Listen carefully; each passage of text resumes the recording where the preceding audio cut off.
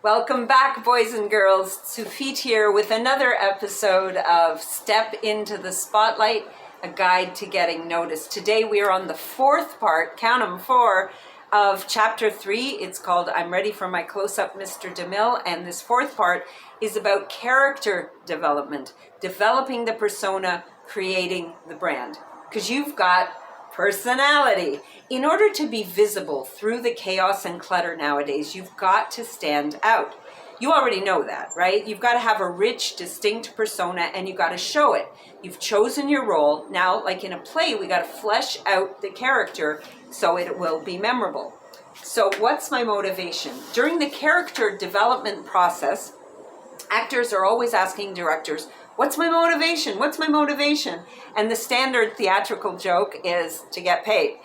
But in business, it's absolutely the real answer, to get paid, right? Your motivation to breathe life and into your character and deliver a stellar performance is exactly that, to get paid, to take a stand. You got to take a stand. What do you stand for? The audience will want to know. And if you want to get noticed, you got to stand for something. And don't give them too many choices. Remember the song, "The Sign Said Long-Haired Freaky People Need Not Apply." Remember the 1971 song Signs by the five-man electrical band. Originally it was released as a B-side recording and going nowhere fast, but the record is a perfect illustration of the don't give them too many choices principle. So this is from a book, it's actually quoted by Lisa Ladouceur, and she's quoting Les Emerson in Words and Music. "We had been trained to think about what it takes to make a radio hit, and that song was not it. Finally, we changed record labels and reissued the record with signs on both sides." Right? So disc jockeys couldn't play the wrong one by accident. Genius! Genius! They wanted a hit, so they gave them only one choice. The result, a hit, a lesson. Don't give them too many choices. They may not pick you, but at least they'll know where you stand. Am I right or am I right? I'm right.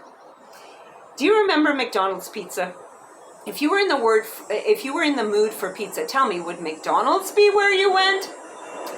They tried fajitas and wraps and even bratwurst and lobster in some locations. Why is the company always the last to know? The audience knows McDonald's means hamburgers. What's a Chevrolet? A large, small, cheap, expensive car or truck. That's what Al and Laura Reese said in their Smash book. It's a wonderful, wonderful book. 22 Immutable Laws of Branding. By the way, you've got to read that book. It's a really great book. 22 Immutable Laws of Branding. Saturn got it right, at least until GM started backseat driving, by developing a warm and sympathetic corporate personality that removed the yuck factor from women's car buying experiences. There's still a lot of possibility there if you ask me about the women's car buying experiences, because we're more than 50% of the population, and why is the model always based on the man buying? Anyway, Saturn aired commercials showing sympathetic car salesmen picking up customers at the airport, understanding when a customer had to cancel an order because of a job loss, delivering a car with a gift of a car seat already inside to a pregnant customer. They even went the extra mile by holding Saturn homecoming events and drawing tens of thousands to Saturn plant in Spring Hill, Tennessee, to commune with the mechanics who made their cars, and they even had a fan club. Now, sadly, this whole thing is a thing of the past, but that's what they did, and it was very successful at the time. So create your own community.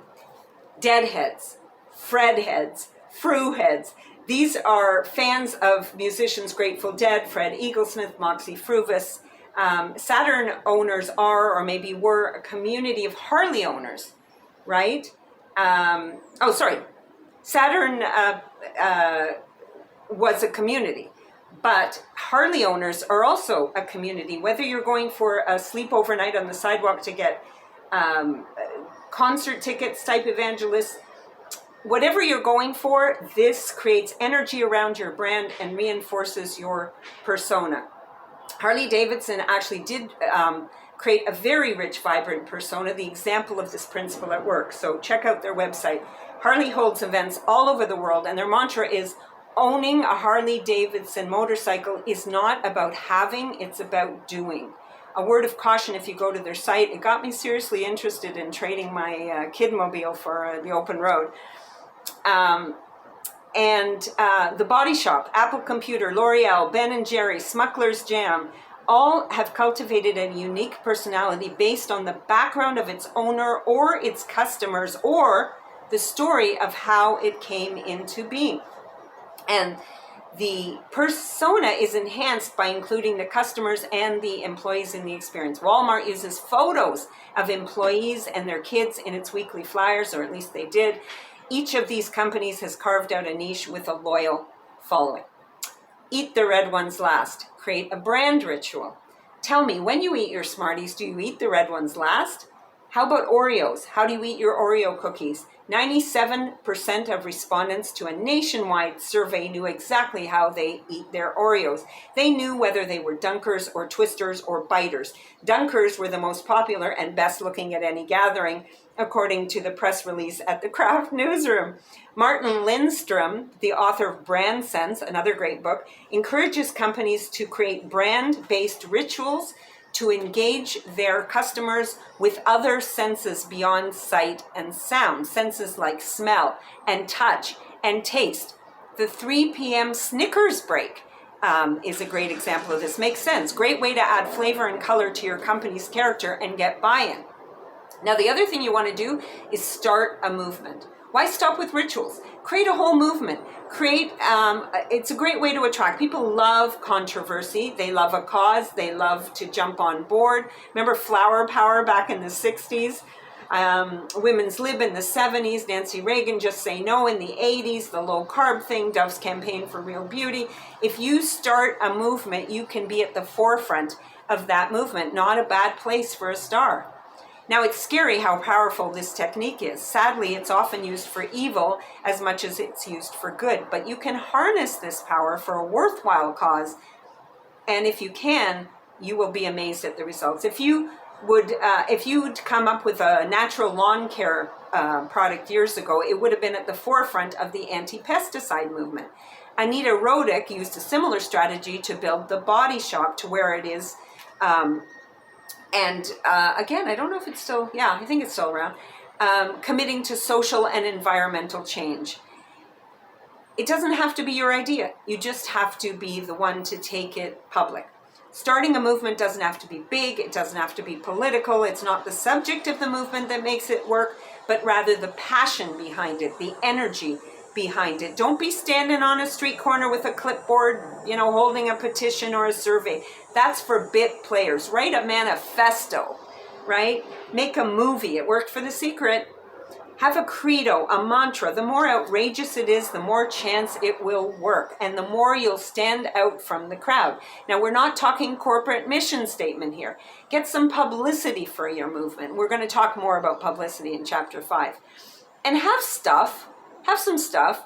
Your stuff will become a symbol of the ideas behind that movement. It reminds me of the sandal in Life of Brian, the movie, Monty Python's Life of Brian. Your symbol can become a potential source of income, but don't make the mistake of cashing in your chips too soon.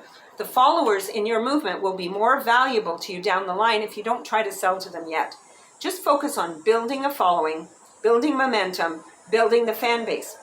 If you continue to build it, eventually people will beg you to sell it to them because they'll want some of what you've got. Here's what Douglas Atkins said. He wrote the book, The Culting of Brands. Few stronger emotions exist than the need to belong and make meaning. No, I'm not just talking about the Pepsi generation here. A movement goes a step further. If you give people a place to belong, a place to feel like they matter, like they're making a difference, you will have them for life and you'll build your platform. Eventually, they'll not only ask you to buy stuff from you, they'll actually volunteer to help you distribute your stuff to other people. So, how do you apply this to your business? Here's a great example. I remember when I was a kid getting a little button. It said, "I am loved," and I got it from the local jewelers. Well, I didn't realize at the time, but that was actually a campaign from a local jewelry store. It was a People's Jewelers promotion. Actually, no, that's not true. I thought it was a People's promotion because that's where I got it, People's Jewelers. But I found out that it was a movement that started about 40 years ago, so longer than that, about 50 something years ago now, in Kansas City. Helzberg Diamonds had just had his marriage proposal accepted. He was ecstatic. He was loved and he wanted the whole world to know it. So he produced these little red buttons with the words, "I am loved." You have to be of a certain age to appreciate that. Printed in white on a red button. The idea spread like wildfire, and buttons were given to presidents, celebrities, soldiers even. 44 million buttons later, you can still order yourself a button in 9 languages. The buttons were and still are free, but they put Helzberg Diamonds on the map. Talking about a revolution, if you've access to your inner chutzpah, you may be thinking, why stop at a movement, right? What about a revolution? It's tempting, and it worked for one Canadian politician whose common sense revolution got him the title of Premier of the province. Now, this was a long time ago, but you can do this in politics, you can do this in business. Now, proceed with caution, it can be tricky. While it has to be over the top to succeed, you also have to remember the old expression, the bigger they are, the harder they fall. That's also very true. When a revolution is over, it's over, baby, and you don't know where you're going to be standing. So I'd recommend building it slower, organically, build a really solid base of support, grassroots. If you don't want to be flavor of the month, stick with a movement. Now, you're nobody till somebody hates you. The reason the little red buttons work so well is that we want people to know that we're loved. But I always tell my clients that they'll know they've succeeded in crafting a clear enough persona when somebody takes shots at them, right? You're nobody until somebody hates you. The Body Shop, Saturn, Walmart, even America's Sweetheart, Oprah, they all have critics, really vocal critics. Now, we'll talk more about critics in chapter 6, but for now, it's enough to know that if you have critics, you're doing something right, right? If the Pope or the police haven't condemned Madonna's act, she's losing her touch, right? She already lost it. But people and companies, actually, I shouldn't say that. I hear that she's back with a new album and all is good again. People and companies that sit on the fence generally don't have critics. There's nothing distinct about them enough to criticize. The sad truth is that they probably aren't even being noticed at all. So anyway, let it all hang out. Stars aren't afraid to let it hang out. Oprah scored with her audience by being probably the first television personality to share, openly discuss her battle with weight. And we just loved her all the more for it, right? This is a woman who understands drama, right? Who else would drag a little red wagon containing 67 pounds of chicken fat representing the weight she lost onto the stage? But notice also that it's often a well-orchestrated let them all hang out.